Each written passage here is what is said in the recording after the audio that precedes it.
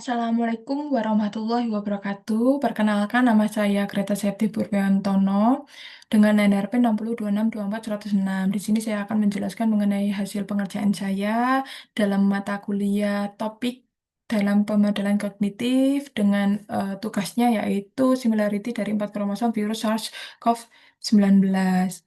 Di sini saya akan menjelaskan perihal pembagian layar di sini di sebelah kanan yaitu berupa laporan, sebelah kiri berupa codingannya. Pada laporan di sini penjelasan mengenai latar belakang saya singkat saja. Eh, Pada latar belakang di sini memilih metode IPSI yang digunakan, yang tujuannya yaitu untuk menghitung seberapa mirip dua sekuens genetik berdasarkan kesamaan nukleotida di setiap posisinya. Tidak hanya melakukan perhitungan IPSI,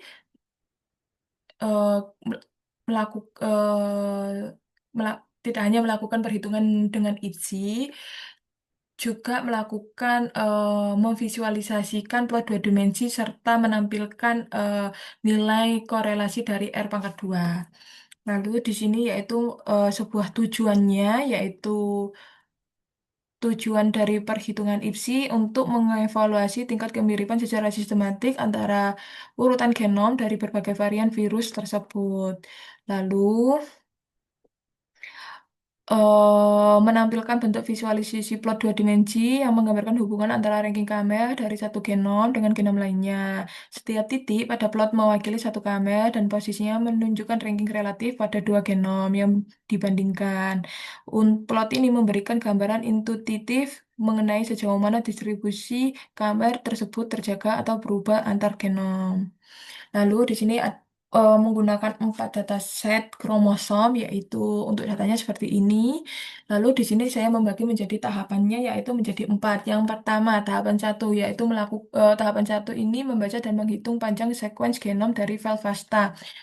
Eh, di sini yaitu yang pertama yaitu membuat daftar file FASTA. Namun sebelum membuat data file FASTA, saya di sini melakukan install pada BioPython, Matplotlib, Scikit-learn, dan SciPy. Setelah itu melakukan memasukkan import-import yang diperlukan. Setelah itu baru melakukan membuat daftar file FASTA seperti ini. Lalu selanjutnya yaitu melakukan perulangan setiap file dan menampilkan panjang sekuensnya. Eh, Lalu untuk tampilannya seperti ini, lalu hasilnya seperti ini, lalu selanjutnya melakukan tahapan kedua yaitu menentukan dan menampilkan ranking beserta frekuensinya, membaca file FASTA dan mengembalikan urutan DNA dalam huruf kapital ini. Untuk codingannya ini, lalu menghitung frekuensi kemunculan semua kamer ini, lalu mengubah frekuensi menjadi ranking ini, lalu melakukan input file FASTA-nya juga. Lalu membangun data frame perpanjangan kamer. Ini. Setelah itu memanggil fungsi panjang 3 sampai 7 dan menyimpan hasilnya sebagai data frame ranking dan frekuensi. Di sini saya menggunakan kamernya yaitu dari 3 sampai 7 untuk melakukan sebuah analisis hasilnya seperti apa. Lalu selanjutnya yaitu menampilkan hasil tabel ranking dan frekuensinya dari 3 mer sampai 7 mer seperti ini. Untuk tampilannya seperti ini. Nanti saya akan jelaskan pada nomor selanjutnya ya untuk hasilnya. eh Selanjutnya yaitu mengenai tahapan 3 yaitu membuat plot dua dimensi. Yang pertama yaitu melakukan menghitung R pangkat 2-nya. Selanjutnya mendefinisikan fungsi plot untuk satu subplot. Selanjutnya yaitu membuat dictionary untuk setiap panjang kamer ini. Lalu looping untuk setiap panjang kamernya. Hmm. Lalu selanjutnya yaitu mengisi subplot untuk setiap pasangan genom, lalu menghapus subplot kosong, lalu mengatur layout dan menampilkan plotnya. Untuk hasilnya seperti ini. Lalu pada tahapan 4 yaitu melakukan perhitungan IPSI. Hitungan IPSI ini berdasarkan ranking yang pertama yaitu hitung IPSI berdasarkan ranking kamernya. Nah, untuk kuncinya di sini.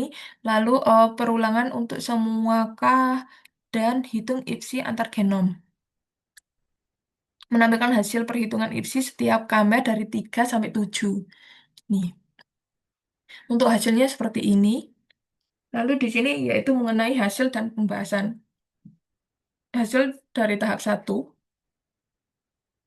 gambarnya seperti pada di samping ini juga. Hasil dari tahap satu ini menunjukkan bahwa masing-masing file mewakili satu kromosom dan mewakili panjang yang hampir sama, yaitu dari 29.800 atau 29.876 dan hingga 29.900, yaitu 29.903 di sini. Lalu di sini pada hasil dari tahap 2 yaitu menampilkan sebuah ranking dan frekuensi dari setiap kamernya. Di sini pada tiga kamernya menjelaskan semakin tinggi nilai kamernya itu row-nya semakin banyak.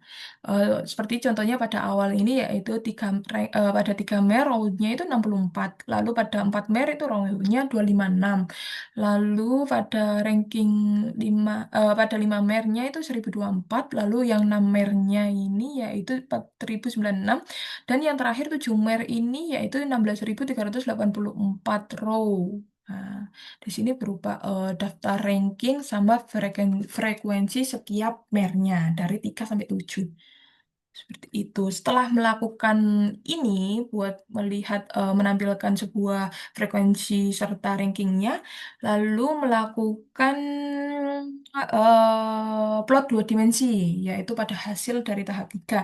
Di sini saya akan menjelaskan secara singkat saja. Yang pertama, yang ambil dari yang awal dan terakhir ya, dari 3 mer. Di sini sudah dijelaskan 3 mer ini R pangkat 2-nya yaitu nilainya 1. Nilainya 1 dari awal sampai akhir ini kan ada 6.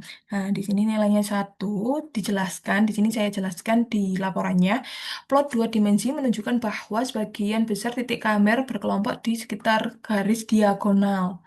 Artinya peringkat KM dari masing-masing genom cenderung mirip. Selain itu, nilai R pangkat 2-nya yang dihasilkan juga mendekati satu atau satu ya di sini ya.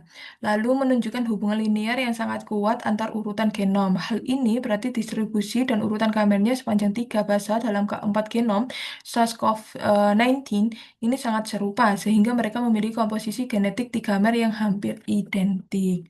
Nah, untuk yang 7 mernya di sini kelihatan nggak ya?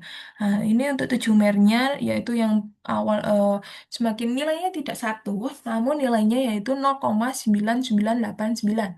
Di sini sudah saya jelaskan pada mer 7-nya. Nah, pada 7 mer, perbedaan peringkat dan frekuensi antar genom menjadi lebih kentara. Plot perbandingan sudah tampak lebih menyebar dan nilai R pangkat 2-nya makin menurun, menandakan bahwa semakin panjang potongan nukleotidanya, semakin banyak variasi spesifik yang muncul antar genom. Hal ini logis karena semakin panjang kamer, semakin jarang urutan presisnya diulang di semua genom. Nah, di situ berarti menunjukkan variasinya semakin banyak dan apa? Nah, ini perbandingan sudah tampak lebih menyebar dan makin menurun menandakan bahwa semakin panjang potongan nukleotidanya. Nah, seperti itu. Lalu selanjutnya pada hasil tahap 4 yaitu perhitungan IPSI. Kelihatan nggak ya? Ini perhitungan IPSI di sini. Yaitu di sini saya akan menjelaskan penjelasan secara singkat saja, yaitu yang pada ranking pada tiga mernya ini nilai IPSI-nya satu, berarti menandakan variasinya sangat mirip ya. Sedangkan yang 7 mernya nilainya bukan satu, tapi 0,9 sekian sekian sekian, berarti menandakan nilainya, berarti menandakan variasinya itu mirip, tapi nggak semirip yang 3 mer seperti itu. Di sini ada penjelasannya. Gini, pada hasil di atas kita melihat bahwa nilai IPSI dihitung untuk setiap pasangan genom pada setiap panjang kamer mulai dari 3 sampai 7 semakin tinggi nilai IPSI-nya yaitu satu, maka semakin mirip distribusi kamer antar dua genom tersebut. Sedangkan sebaliknya, menunjukkan adanya perbedaan dalam komposisi kamer di dalam kedua genom. Dengan melihat hasilnya, terlihat bahwa semua nilai IPSI-nya ini mendekati satu, menandakan bahwa keempat genom SARS-CoV-19 yang dibandingkan memiliki komposisi kamer yang sangat mirip. Kayak gitu. Namun yang lebih-lebih miripnya itu ada di ranking apa ada di 3 mer. Seperti itu.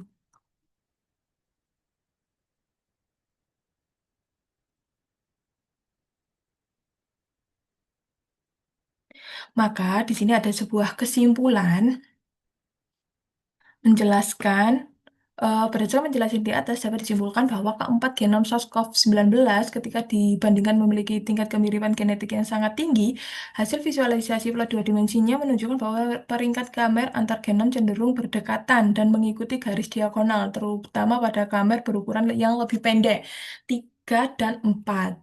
Nilai R pangkat 2-nya yang mendekati satu menguatkan kesimpulan bahwa komposisi dan urutan kamer antar genomnya sangat mirip sehingga hanya terdapat perbedaan kecil di tingkat nukleotidanya.